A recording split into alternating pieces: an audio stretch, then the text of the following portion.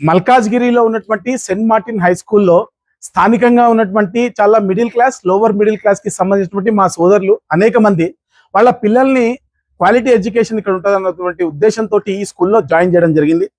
సరే, అనేక వ్యయ ప్రయాసాల కోర్చి కొంచెం కష్టమైనా సరే ఉన్న ఫీజును చెల్లిస్తూ పిల్లలని ఇక్కడ చదివిస్తున్నటువంటి పరిస్థితుల్లో ఈ సంవత్సరము సడన్ గా అంటే ఏప్రిల్ ఎండ్ లో 20% ఫీజుని హైక్ చేస్తున్నట్టుగా పేరెంట్స్ కి స్కూల్ యాజమాన్యం తెలియజేయడం జరిగింది.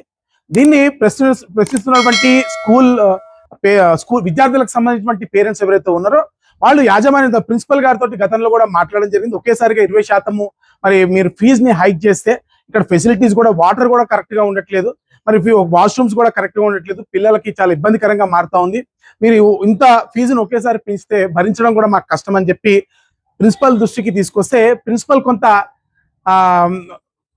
భావోద్వేగానికి లోనై మీరు ఉంటే ఉండండి, లేకపోతే టీసీ తీసుకొని పోండి అనే విధంగా పేరెంట్స్ తో మాట్లాడినట్టుగా మనకు వచ్చినటువంటి ఫిర్యాదు మేరకు ఈ రోజు ఇక్కడ వచ్చి మరి అక్కడ అందుబాటులో ఉన్నటువంటి స్టాఫ్ తో మాట్లాడడం జరిగింది. ప్రిన్సిపల్ గారు అయితే ఇక్కడ అందుబాటులో లేరు, వాళ్ళ ఇంట్లో ఎవరికి బాగాలేదని చెప్పి ఇక్కడ నుంచి వెళ్ళిపోవడం జరిగింది.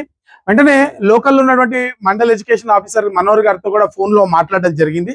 మరి వారి దృష్టికి ఇష్యూని తీసుకెళ్లడం, వారికి డైరెక్ట్ గా పేరెంట్స్ కలవలేకపోయారు కాబట్టి పేరెంట్స్ కి అదేవిధంగా స్కూల్ యాజమాన్యంతో కలిసి ఎంఈఓ గారిని ఇంటర్ఫీర్ అయ్యి ఈ అధిక ఫీజులకి సంబంధించి లేకపోతే ఈ స్కూల్లో ఉన్నటువంటి ఫెసిలిటీస్ కి సంబంధించి వారు ఇంటర్ఫీర్ అయ్యి ఈ యొక్క సమస్యను పరిష్కారం చూపించాల్సిందిగా మనము విజ్ఞప్తి చేయడం జరిగింది.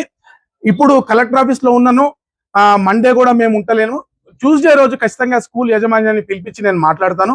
మాట్లాడిన తర్వాత పేరెంట్స్ తో కూడా మాట్లాడి వాళ్ళకి న్యాయం చేసే విధంగా చర్యలు తీసుకుంటానని చెప్పి ఎంఈఓ గారు హామీ ఇవ్వడంతో మరి ఈ రోజు ఇక్కడితో వెళ్ళిపోవడం జరుగుతూ ఉంది.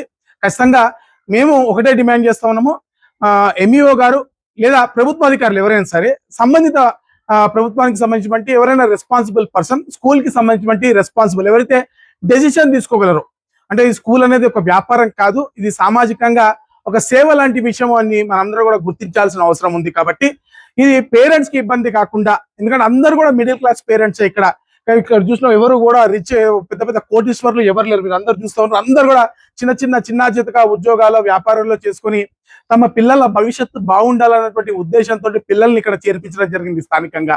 మరి అటువంటి ప్రజలకు, అటువంటి పేరెంట్స్ ఎడల మనకి ఉండాల్సినటువంటి ఒక రెస్పాన్సిబిలిటీని మనం గుర్తించి ఈ సమస్యలో మనం కూడా ఇంటర్ఫీర్ అయ్యి దీనిపైన పూర్తి స్థాయిలో ఒక పరిష్కారం చూపించే విధంగా, పేరెంట్స్ కి న్యాయమయ్యే విధంగా కూడా చర్యలు తీసుకోవాలని చెప్పి మేము కోరుతా ఉన్నాం.